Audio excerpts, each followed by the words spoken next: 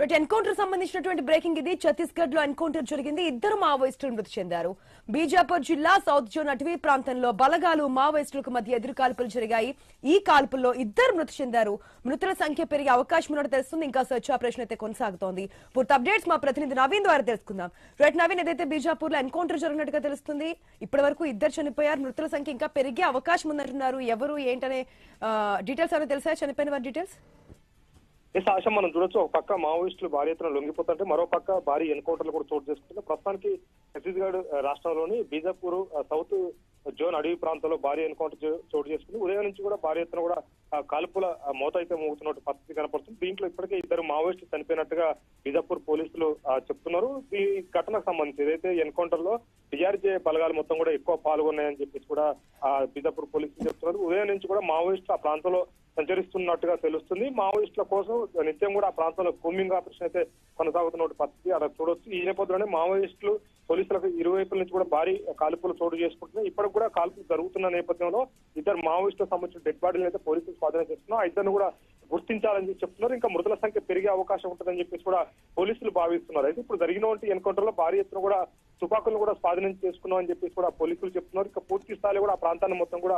ఆ భద్రతా బలగాలు చుట్టుముట్టే ఇంకా కాల్పులు కొనసాగుతున్న పరిస్థితి మనకి కనపడుతుంది. ఎందుకంటే దాదాపుగా ఉదయం పూట మావోయిస్టులు ఎక్కడైతే ఆ ప్రాంతంలో ఉన్నారని పక్క సమాచారం రావడంతో డిఆర్జే బలగాలు ఒక్కసారిగా ఆ ప్రాంతాన్ని మొత్తం కూడా చుట్టుముట్టే. అయితే మావోయిస్టులు కూడా ఆ భద్రతా బలగాలపై కాల్పులు చేసుకుంటూ వాళ్ళు తప్పించుకునే ప్రయత్నం చేస్తున్నారు. చాలా మందికి కూడా ప్లేట్ గాయాలై ఉంటాయని చెప్పేసి కూడా భద్రతా బలగాలు కూడా భావిస్తున్నట్టు పరిస్థితి ఇక్కడ ఉంది. ఏదైనా కానీ భారీ ఎన్కౌంటర్ అని చెప్పుకోవచ్చు. కానీ ఎన్కౌంటర్ లో ఎవరు ఉన్నారో ఆ ప్రాంతంలో ఎవరు ఏ నాయకత్వం జరుగుతుంది, పెద్ద లీడర్స్ ఏమైనా ఉన్నారని దాని మీద కూడా అనుమానం వ్యక్తం చేస్తున్నారు. ఎందుకంటే బీజాపూర్ అనేది పూర్తిగా కూడా ఇప్పుడు జరిగినట్టు ఎన్కౌంటర్ తెలంగాణకు సరిహద్దు ప్రాంతం ఉంటుంది. తెలంగాణ వైపు అంటే మావోయిస్టు మధ్యకాలంలో చూసుకున్నట్టయితే సేఫ్ జోన్ ఎంచుకొని తెలంగాణ అడవుల వైపు వస్తున్నట్టు పరిస్థితి కనపడుతుంది. దేవ కూడా ఈ రోజు ఇవాళ రేపు డీజీపీ దగ్గర లొంగిపోతున్నాడు. దేవ కీలక నేత. ఆయన బాటలు ఉన్న మరికొంతమంది నేతలు ఉన్నారు. అయితే వీళ్ళు లొంగిపోవడానికి ఇటువైపు వస్తున్నారా లేదంటే అక్కడ సెల్టర్ జోన్ తీసుకున్నారా దాని మీద కూడా అనుమానాలు వ్యక్తం అవుతున్నాయి. ఎందుకంటే మావోయిస్టు సంబంధించిన మోస్ట్ వాంటెడ్ మావోయిస్టు ఎవరైనా ఉంటే ఖచ్చితంగా వాళ్ళని ఎన్కౌంటర్ చేస్తున్న సిచ్యువేషన్ కనపడుతుంది. ఇప్పుడు జరిగిన ఎన్కౌంటర్ లో ఇద్దరు మావోయిస్టులు చనిపోయారు.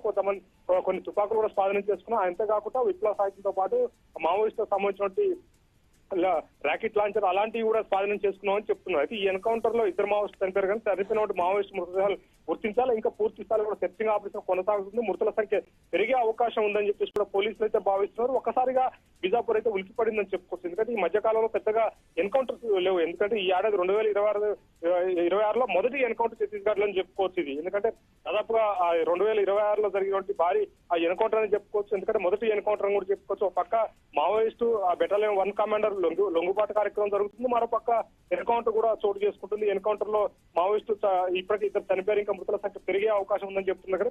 పూర్తి స్థాయిలో ఆ ప్రాంతంలో ఏ దళాలు తిరుగుతున్నాయి, లేకపోతే కీలక నేతలు ఆ ప్రాంతంలో ఏమైనా ఉన్నారా, లేదా కేంద్ర కమిటీలో కొంతమంది నేతలు ఉన్నారు కాబట్టి ఆ ప్రాంతంలో ఏమైనా సంచరిస్తున్నారా, లేదంటే ఆ ప్రాంతం నుంచి సేఫ్ జోన్ గా తెలంగాణకు వైపు వస్తున్నప్పుడు ఏమైనా కాల్పులు జరిగిన దాని మీద కూడా పూర్తిగా కూడా ఆరా తీసే ప్రయత్నం చేస్తారు. ఏదైనా భారీ ఎన్కౌంటర్ అని చెప్పుకోవచ్చు. ఆశ. Right Naveen, thanks for the update.